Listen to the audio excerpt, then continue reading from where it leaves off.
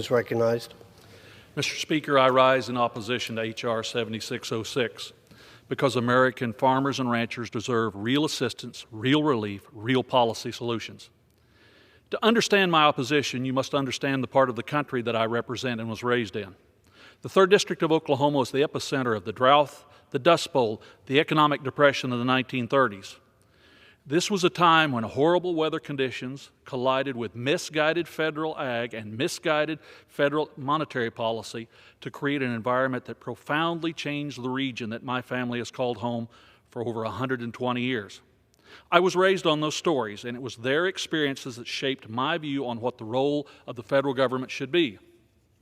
The federal government should be passing and enacting policies that help people and businesses, not hinder them.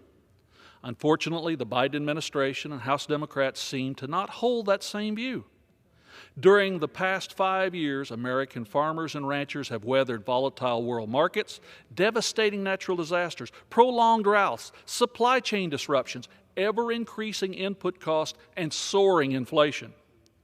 Yet the only thing the Biden administration and House Democrats seem interested in doing is increasing regulatory burdens, limiting access to fuel, and passing spending packages that fuel inflation. Mr. Speaker, if House Democrats were truly interested in providing relief for American farmers and ranchers, they would join my Republican colleagues and I in calling for the Biden administration to reinstate the Trump-era Waters of the United States rule and rescind the Biden administration's WOTUS rule. If Democrats were interested in reducing the cost of farm inputs like fertilizer and fuel, they would work with us to restore and expand domestic energy production. They would join us in calling for the Biden administration to rescind the SEC's proposed rule on climate-related disclosure. This rule is not only a ploy to divert capital away from traditional energy investments, it also requires farmers, regardless of size, to track and report environmental data to public companies with which they work.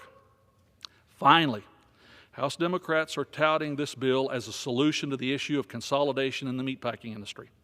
As we all know, DOJ, yes, the Department of Justice, is in the middle of an ongoing investigation into the meatpacking industry, an investigation that was launched under the Trump administration. I feel strongly that if there is collusion, manipulation, or other wrongdoing by packers, then the existing law should be enforced under the existing authorities of USDA and DOJ. Those are civil and criminal penalties if violations are found. Changing those authorities or laws in the middle of an ongoing investigation only helps to confuse and complicate the eventual DOJ findings. Mr. Speaker, I urge my colleagues to oppose this messaging bill and join with me in calling for real solutions for American farmers and ranchers. I yield back the balance of my time. Gentleman reserves. The gentleman is now recognized.